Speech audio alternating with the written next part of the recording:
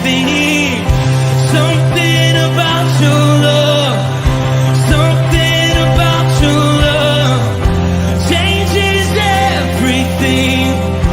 Changes everything. Something about your love. Something about your love changes everything. Changes everything. Something about your love. Something about your love changes everything. Changes everything. Something about your love. Something about your love changes everything. You turn my morning into dancing. You turn my morning into dancing. You turn my morning into dancing. You turn my morning into dancing. 'Cause your love changes everything. Your love changes everything. You turn my morning into dancing. You turn my morning into dancing. You turn my morning into dancing. 'Cause your love changes everything. Your love changes everything. Oh, there's something about your love. Something about your love changes everything in my body. Oh, something about your love. Something about your love changes everything. It changes everything. Something about your love. Something about your love changes everything. It changes everything. Something about your love. Something about your love changes everything. Changes everything. Something about your love. Something about your love changes everything. Something about your love. Something about your love changes everything. Changes everything. Something about your love. Something about your love changes everything. Changes everything. Something about your love. Something about your love changes everything. You turn my morning into dancing. You turn my morning into dancing. You turn my morning into dancing. You turn my morning into dancing. You turn my morning into dancing. Something about your love. Something about your love changes everything. Good morning, Firmly Rooted. Pastor Tom, Firmly Rooted Ministries here at the office, getting it done. I was so focused on the Advent devotion, the Messianic prophecies devotion. I had to catch myself in the men's devotion because we're actually doing Abraham. I had Abraham pulled up, but all I kept talking about was the Advent devotion. So I need some more coffee, I think. Welcome this Monday morning. I hope you were blessed by the service and the Bible study yesterday. Yeah, well, what a big week or weekend we had with At the Manger and then the parade and then the service. And Oh, maybe we can just slow down maybe a little bit before we get into the Christmas. But don't forget, at the Christmas Eve service, joint service, 6:30, obviously Christmas Eve, candlelight. We've got those little cards to hand out. Please, let's be inviting some people. Who might you know that might come at your invitation to hear about the birth of Christ? All right, let's say hi to a few people and then we'll hit the devotion. Get past mine. There it is. My cousin Dave Donnelly, good morning. Dr. Colleen, good morning. I'm out there on X. Good morning, Firmly Rooted family. Vivian Davis, good morning. Connie Sandbrink, Firmly Rooted Greendale. Bert Reggiani, good morning, everyone. Alice, good morning. It was great to see you at the manger, you and your ladies. It was awesome. My sister Trish, good morning.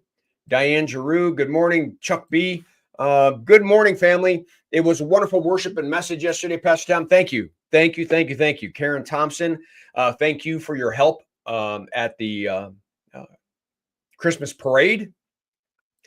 Steve Giroux, good morning. And that's it at this point. We got more out there, but that's it at this point. Oh, there, wait a minute. There's Teresa Mason. Good morning. And for some of you that are online, and I don't know, I mean, maybe you don't identify yourself, but you're out there. If you're part of our online campus, you're, doing Bible study, devotions, and worship with us, we really would like you to consider emailing your name, phone number, and email address to office@firmlyrooted.org. Office@firmlyrooted.org. Just so that we can be connected. Like tonight, we're going to do an online life group. We've got on Sunday 50, 60, 70 people out there online, but we only have about 8 or 9 in our life group. We want to try to meet the needs of people who are relying on Firmly Rooted. You're the sheep, and we're supposed to be taking care of you. So, but the only way we can do that is to have contact with you so that we can put you into things or invite you into things. So please consider that. All right. We are on Messianic Prophecy, December 9th. I'm going to pull it up. From Isaiah chapter 7. Therefore, the Lord himself will give you a sign. The virgin will be with child and will give birth to a son and will call him Emmanuel. The word Emmanuel means God with us. God with us. So the virgin is going to be with child and will give birth to a son, and it will be we'll call him Emmanuel, God with us. All right, let's go. The context of this prophecy is really important. Isaiah had been sent to King Ahaz to tell him that he need not worry about the enemy that was approaching. The Lord, through Isaiah, even offered Ahaz the opportunity to ask for a sign that would be his assurance, but Ahaz refused. Then comes our verse for the day, in which the Lord told Ahaz that he would supply the sign himself. The virgin will be with child. Wow, some kind of sign, Lord. In previous devotions, we discussed the mathematical probability of all these messianic prophecies coming true in one man. I say, what is the mathematical probability that this one prophecy would come true? Not all 125. What's the mathematical probability that this one prophecy would come true? How could a virgin have a baby? It is impossible. But all things are possible with God. Just stop for a minute and wrap your mind around this. God would so certainly work through and control historical events that he would cause the Virgin Mary to give birth and will give birth to a son. God even specified that the miraculous child born from the virgin would be a boy. He would be the second Adam. Where the first Adam failed, the second Adam would not. This son would be called Emmanuel, God with us. Wait a minute. Did you catch that? The miraculous son born from the Virgin Mary would be God himself. What a sign. What's the mathematical probability? In this verse, God is saying to all of us, I am coming to save you. Now remember the context of this verse. Ahaz was worried about the approaching enemy, and God wanted to assure him that he had everything under control. The deeper meaning of this verse is that God knows we have an enemy too. His desire to protect us from the enemy drove him to become man himself, to be born of a virgin, to be Emmanuel, God with us. Whatever you have going today, be assured that God knows and that he is with you, Emmanuel. One of the greatest temptations that we face when we're going through the misery of the kingdom of this world, the things of the kingdom of this world, is we lose sight of God, and so we think he's left. He can't leave. He's Emmanuel, God with us. He can't leave. He said he'll be with us always, even to the end of the age. He can't leave because he put his spirit within us.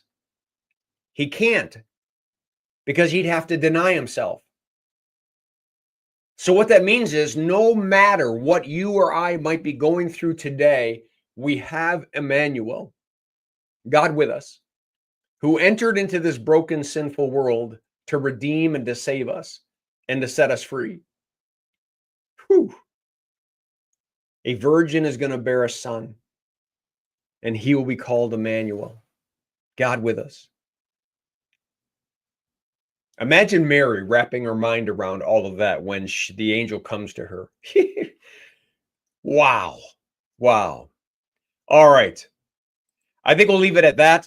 I hope that this devotion was a blessing to you. Have a great day. Make it a firmly rooted day, and may someone see Jesus in us today. Peace.